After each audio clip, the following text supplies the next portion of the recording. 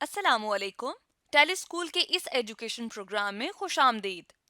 ये programme TV पर हुकूमत पाकिस्तान और सबक फाउंडेशन की शिराकत से पेश किया जा रहा है। इसके लेसन्स पाकिस्तान के तमाम तालीमी बोर्ड बशमूल कैम्ब्रिज के सिलेबस के मुताबिक तैयार किए गए हैं, जिसमें एजुकेशन कंटेंट सबक फाउंडेशन प्रोवाइड कर रही है। सबक फाउंडेशन की वेबसाइट सबक.pk पर केजी से 12वीं जमात तक वीडियोस और प्रैक्टिस टेस्ट बिल्कुल मुफ्त दस्तयाब हैं। हमारे आज के बायोलॉजी का लेसन है डाइजेशन, जो कि फेडरल और केपी के बोर्ड की क्लास फर्स्ट ईयर की बुक के चैप्टर 11 का टॉपिक है, जबकि पंजाब, सिंध और बलूचिस्तान बोर्ड की क्लास फर्स्ट ईयर की बुक के चैप्टर 12 का टॉपिक है। और आज के लेसन में हम ह्यूमन बीइंग्स के डाइजेस्टिव सिस्टम के बारे में जानने की कोशिश करेंगे। इसके अलावा डाइजेस्टिव ट्रैक्ट यानी एलिमेंट्री कैनाल के बारे में भी डिटेल से डिस्कस करेंगे। आज के बायोलॉजी के लेसन और इससे मुंसलिक वीडियोस को घर बैठे देखने के लिए आप सबक.pk की वेबसाइट पर जा सकते हैं। यहाँ पर तमाम बोर्ड्स की 9वीं से 12वीं जमात तक बायोलॉजी के सारे टॉपिक्स पर वीडियोस और प्रैक्टिस टेस्ट बिल्कुल मुफ्त मौजूद हैं। इनके ज़रिए आप अपने कॉन्सेप्ट्स को पुख्ता करके इम्तिहानात में शानदार नंबर हासिल कर सकते हैं। जी स्टूडेंट्स, तो आज का हमारा टॉपिक है डाइजेशन इन ह्यूमन। तो अगर हम डाइजेशन की बात करें, डाइजेशन यानी कि हाजमा, तो इसकी अगर हम बात करें कि ये कौन सा प्रोसेस होता है, तो ये एक कॉम्प्लेक्स प्रोसेस होता है जिसमें मुख्तलिफ स्टेप्स होते हैं। तो अगर हम बात करें डाइजेशन की कि डाइजेशन क्या है, तो डाइजेशन होती है ब्रेक डाउन ऑफ फूड का प्रोसेस, जिसमें के मुख्तलिफ केमिकल प्रोसेसेस इन्वॉल्व होते हैं और उसके बाद खुराक इस शक्ल में तब्दील हो जाती है कि वो फिर जज्ब यानी कि एब्जॉर्ब हो सकती है इंसानी जिस्म के हर सेल में। तो इंसानों के अंदर डाइजेशन के लिए एक पूरा डाइजेस्टिव सिस्टम होता है जिसको एलिमेंट्री कैनाल कहते हैं, जिसके अंदर ओरल कैविटी, फेरिंक्स, इसोफेगस जिसे फूड पाइप भी कहते हैं, stomach, small intestine, large intestine वगैरह शामिल होते हैं।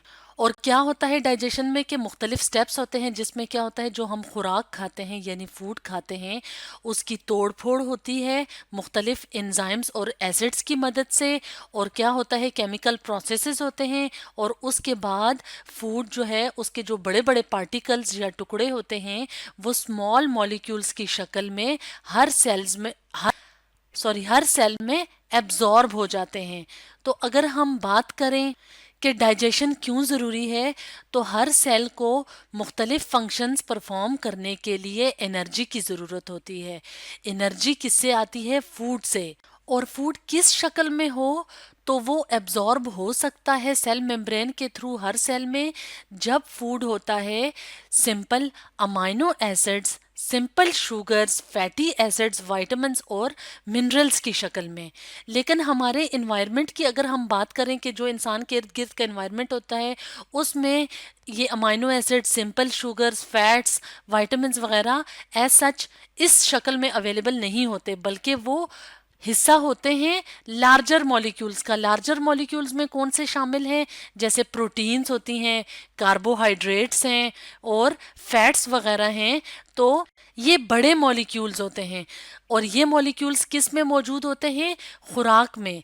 यानी कि जो एनिमल्स और प्लांट से हम खुराक या फूड लेते हैं उसके अंदर प्रोटीन्स, कार्बोहाइड्रेट्स, फैट्स, विटामिन्स और मिनरल्स वगैरह मौजूद होते हैं, लेकिन वो इसी शक्ल में इंसानी सेल्स में एब्जॉर्ब नहीं हो सकते, बल्कि वो जब amino acids, simple sugars, polysaccharides, fats वगैरह और लिपिड्स वगैरह की शक्ल में होंगे तब वो हर सेल के अंदर जज्ब हो सकेंगे।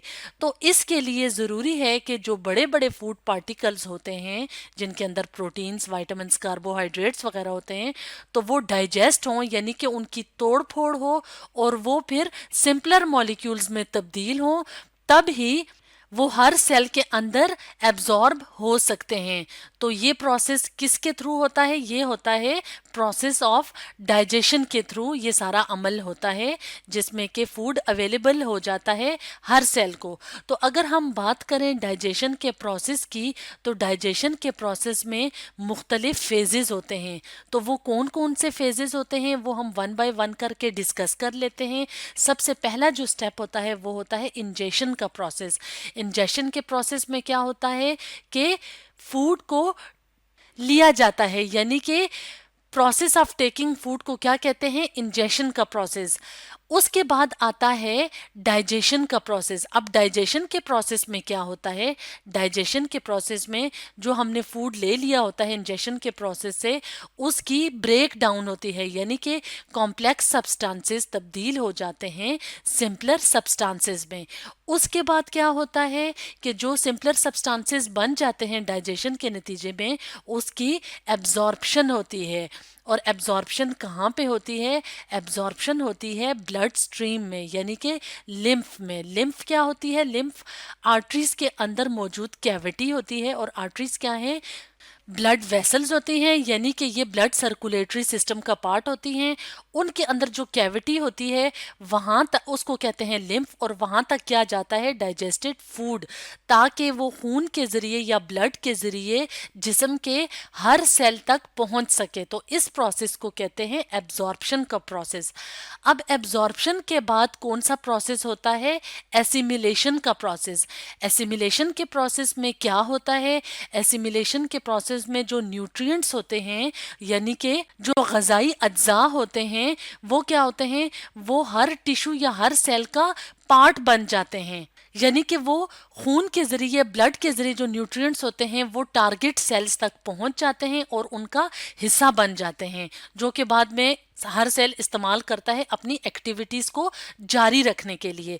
उसके बाद जो लास्ट स्टेप होता है वो होता है डेफिकेशन का प्रोसेस, जिसमें क्या होता है? जो हम खुराक खाते हैं तो उसकी डाइजेशन के बाद जो बच जाती है, यानी जो अनडाइजेस्टेड, जो जिसकी डाइजेशन नहीं होती, तो वो क्या होता है? फुजला, यानी कि वो फीसेस होते हैं जो कि एलिमिनेट होते हैं, यानी कि जिस्म से बाहर निकलते हैं। तो इस प्रोसेस को डेफिकेशन का प्रोसेस कहते हैं।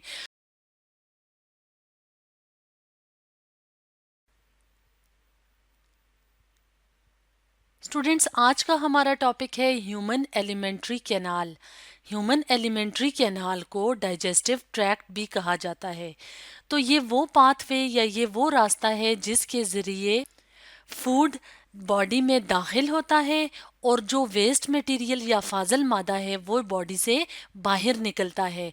तो अगर हम बात करें ह्यूमन एलिमेंट्री कैनाल की, तो ह्यूमन एलिमेंट्री कैनाल मुख्तलिफ हिस्सों पे मुश्तमिल होता है। और वो इसके मुख्तलिफ पार्ट्स कौन कौन से हैं?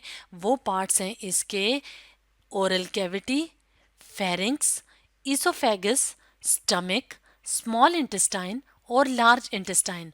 और अगर हम इस डायग्राम की मदद से देखें कि ये पार्ट कहाँ कहाँ और कौन कौन से हैं, तो सबसे पहला पार्ट ओरल कैविटी या माउथ, ये एलिमेंट्री कैनाल का फर्स्ट पार्ट है। उसके बाद है फेरिंक्स, जो कि माउथ के बाद आता है।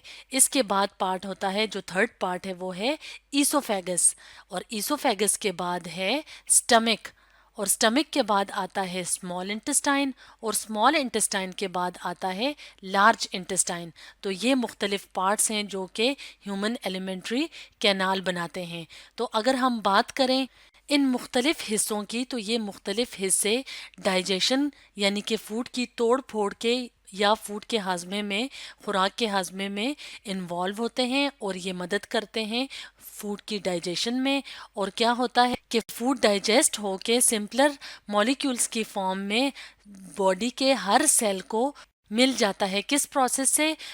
With the process of assimilation, यानी एसिमिलेशन का प्रोसेस वो प्रोसेस होता है या वो फेज़ होता है डाइजेशन का कि जिसमें के फूड या न्यूट्रिएंट्स जो हैं वो सेल का पार्ट बन जाते हैं। इसके बाद जो वेस्ट मटेरियल या अनडाइजेस्टेड फूड होता है वो एनएस के थ्रू, जो कि last part of digestive tract है, उसके थ्रू जिस्म से बाहर निकल जाता है। तो अगर हम ब्रीफली डिस्क्राइब करें कि डाइजेशन का के प्रोसेस में ये मुख्तलिफ हिस्से कैसे इन्वॉल्व होते हैं, तो सबसे पहले इन पार्ट्स को डिस्कस करने से पहले हम ये देख लेते हैं कि एलिमेंट्री कैनाल के साथ एसोसिएटेड ग्लैंड्स होते हैं जो कि क्या करते हैं, अपनी सिक्रीशंस को फूड में ऐड करते हैं जो कि डाइजेस्ट होने वाला फूड होता है, और इस तरीके से डाइजेशन के प्रोसेस में ये ग्लैंड्स मदद देते हैं।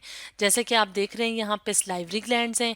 इसके बाद लिवर भी एक्सोक्राइन ग्लैंड के तौर पे काम करता है, और इसके अलावा पेंक्रियाज भी होते हैं जो कि अपनी सिक्रीशंस को स्मॉल इंटेस्टाइन में पेंक्रियाटिक डक्ट के थ्रू पोर करते हैं, यानी इसमें ऐड करते हैं और डाइजेशन में मदद देते हैं। तो अगर हम बात करें फूड की, तो सबसे पहले माउथ या ओरल कैविटी में फूड का इनटेक होता है, यानी इंजेशन का प्रोसेस होता है। उसके बाद क्या होता है कि फूड एंटर होता है, फेरिंक्स से एंटर होता हुआ ईसोफेगस से एंटर होता है। यहाँ पे ईसोफेगस में डाइजेशन का प्रोसेस नहीं होता, और कहाँ पे जाके डाइजेशन का प्रोसेस फिर होता है, स्टमक में। और अगर हम इनिशियल डाइजेशन की बात करें तो ज़्यादातर जो कार्बोहाइड्रेट्स होते हैं वो स्लाइवरी ग्लैंड्स की जो सिक्रीशंस होती हैं, जिसे स्लाइवा कहते हैं, उसकी मदद से कार्बोहाइड्रेट की डाइजेशन का प्रोसेस माउथ में ही स्टार्ट हो जाता है। उसके बाद जो फूड होता है, जो पार्शियली डाइजेस्टेड फूड होता है, वो फेरिंक्स से ईसोफेगस और ईसोफेगस के ज़रिए दाखिल होता है next part of alimentary canal, यानी कि स्टमक के अंदर। और स्टमक के अंदर फूड मुख्तलिफ जो स्टमक के एंजाइम्स होते हैं, जिसको गैस्ट्रिक एंजाइम्स कहते हैं, उसकी मदद से फूड मज़ीद छोटे छोटे टुकड़ों में बढ़ता है, लेकिन अभी इसकी डाइजेशन यहाँ पे कंप्लीट नहीं होती। तो स्टमक के बाद फूड एंटर होता है स्मॉल इंटेस्टाइन में। तो अगर हम बात करें स्मॉल इंटेस्टाइन की, तो स्मॉल इंटेस्टाइन के 3 हिस्से होते हैं। जो सबसे पहला हिस्सा होता है उसको डिओडेनम या ड्यूडिनम कहते हैं, और सेकंड पार्ट को कहते हैं जुजुनम, और जो थर्ड पार्ट होता है उसको कहते हैं इलियम। तो डाइजेशन के प्रोसेस में जो लिवर है और पेंक्रियाज, ये अपनी सिक्रीशंस क्या करते हैं, ये ऐड करते हैं या एंटर करते हैं स्मॉल इंटेस्टाइन के अंदर, ताकि फूड मज़ीद डाइजेस्ट हो और यहाँ पे फूड मज़ीद छोटे छोटे हिस्सों में तकसीम होता है, यानी कि इसकी मज़ीद डाइजेशन होती है। इसके बाद फूड एंटर होता है लार्ज इंटेस्टाइन में, और लार्ज इंटेस्टाइन के भी मुख्तलिफ हिस्से होते हैं। अगर हम बात करें लार्ज इंटेस्टाइन की, तो लार्ज इंटेस्टाइन मिल के बनता है कॉलन और रेक्टम से। तो कॉलन के मुख्तलिफ हिस्से होते हैं, जैसे कि ट्रांसवर्स कॉलन है, डिसेंडिंग कॉलन है, इसके बाद असेंडिंग कॉलन है, और असेंडिंग कॉलन के बाद सीकम आता है, और सीकम के बाद सिग्मोइड कॉलन है, और उसके बाद आता है रेक्टम। तो फूड की जब डाइजेशन हो जाती है इंटेस्टाइन के अंदर, उसके बाद फूड की एब्जॉर्प्शन होती है। और फूड की एब्जॉर्प्शन कहाँ पे होती है? फूड की एब्जॉर्प्शन का मतलब है कि अब जो फूड के छोटे छोटे टुकड़े हैं वो एंटर होते हैं कहाँ पे? लिम्फ के अंदर। और लिम्फ क्या है? ब्लड वेसल्स में जो आर्टरीज हैं उनके अंदर जो कैविटी होती है उसे कहते हैं लिम्फ। और लिम्फ में क्या होता है कि जब फूड लिम्फ के अंदर एंटर होता है, यानी कि जब फूड एक दफ़ा खून में एंटर हो जाता है, तो उसके बाद वो क्या करता है, वो ट्रैवल करता है टारगेट सेल्स की तरफ, यानी वो मुख्तलिफ टिश्यूज़ और सेल्स की तरफ जाता है। और एब्जॉर्प्शन के बाद क्या होता है? एसिमिलेशन का प्रोसेस। और एसिमिलेशन में क्या होता है कि जो न्यूट्रिएंट्स, जो कि डाइजेशन के बाद न्यूट्रिएंट्स बनती हैं, यानी कि सिंपलर फूड के जो सब्सटेंसेस होते हैं जिसकी हर सेल को ज़रूरत होती है अपनी मुख्तलिफ एक्टिविटीज़ के लिए, तो वो क्या होते हैं? एसिमिलेशन के प्रोसेस में वो क्या बन जाती हैं? उस सेल का पार्ट, यानी कि वो उस सेल तक पहुंच जाती हैं। अब ये न्यूट्रिएंट्स उस सेल का पार्ट है जिसको कहते हैं एसिमिलेशन का प्रोसेस। तो इस तरीके से एलिमेंट्री कैनाल के मुख्तलिफ पार्ट्स की मदद से डाइजेशन का प्रोसेस होता है। और अगर हम बात करें वेस्ट की या अनडाइजेस्टेड फूड की, तो अनडाइजेस्टेड फूड क्या होता है? रेक्टम से होता हुआ एनएस तक आता है, जो last part of digestive tract है। और इसके बाद फूड, यानी कि जो अनडाइजेस्टेड फूड जिसको फीसिस कहते हैं, वो क्या होते हैं? डेफिसेशन या डेफिकेशन के प्रोसेस से जिस्म से बाहर निकल जाते हैं। तो अगर हम बात करें डाइजेशन की, कि डाइजेशन के नतीजे में कौन से एंड प्रोडक्ट्स बनते हैं। यानी जब हम फूड खाते हैं तो फूड मुख्तलिफ फॉर्म्स में होता है, और वो मुख्तलिफ फॉर्म्स कौन से होती है, वो कॉम्प्लेक्स फॉर्म्स होती हैं, और वो डायरेक्ट इसी तरीके से यानी कॉम्प्लेक्स फॉर्म की शक्ल में वो हर सेल तक नहीं पहुंच सकती।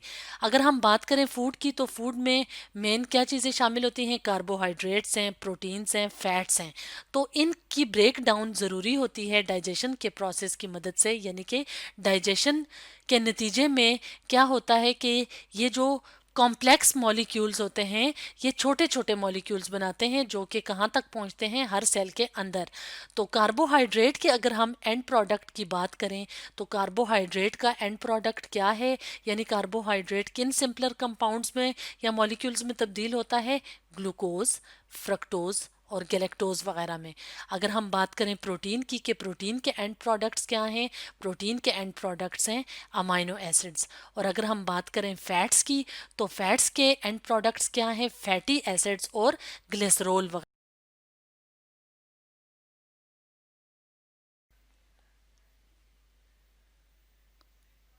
जी स्टूडेंट्स, तो आज का हमारा टॉपिक है digestion in oral cavity. Digestion का क्या मतलब होता है, डाइजेशन का मतलब होता है हजम करना। तो अगर हम ह्यूमन बीइंग्स की बात करें, तो ह्यूमन बीइंग्स में डाइजेशन का प्रोसेस एलिमेंट्री कैनाल से होता है। और एलिमेंट्री कैनाल में क्या क्या चीज़ें शामिल है, एलिमेंट्री कैनाल में शामिल है oral cavity, pharynx, oesophagus, stomach, small intestine और लार्ज इंटेस्टाइन। तो अगर हम बात करें ओरल कैविटी की, तो ह्यूमन डाइजेस्टिव सिस्टम में ओरल कैविटी फर्स्ट पार्ट होता है। तो अगर हम बात करें डाइजेशन की, कि ओरल कैविटी में डाइजेशन कैसे स्टार्ट होती है और क्या चीज़ डाइजेस्ट होती है, तो हम इसको एक और डायग्राम की मदद से देखते हैं। तो ओरल कैविटी की अगर हम बात करें, तो ओरल कैविटी क्या होती है, ओरल कैविटी होती है ऐसी कैविटी जो कि माउथ के यानी कि मुंह के पीछे वाक़ होती है। कैविटी का क्या मतलब होता है, स्पेस यानी कि खाली जगह।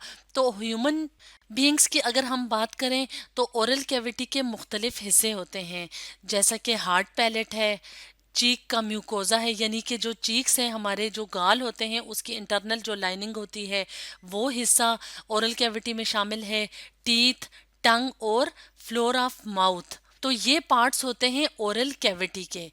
अब अगर हम बात करें रोल ऑफ ओरल कैविटी का, कि ये कैसे अपना किरदार अदा करता है डाइजेशन में, तो सबसे पहला प्रोसेस जो डाइजेशन में होता है वो होता है फूड सिलेक्शन का। तो फूड सिलेक्शन फर्स्ट स्टेप होता है डाइजेशन के प्रोसेस के स्टार्ट होने में। यानी कि सबसे पहले डाइजेशन करने के लिए फूड की ज़रूरत होती है, और फूड सबसे पहले सिलेक्ट किया जाता है किसकी मदद से, सेंस ऑफ स्मेल। यानी कि अगर फूड अच्छा है, अगर उसकी खुशबू अच्छी आ रही है, तो हम वो खुराक खाते हैं।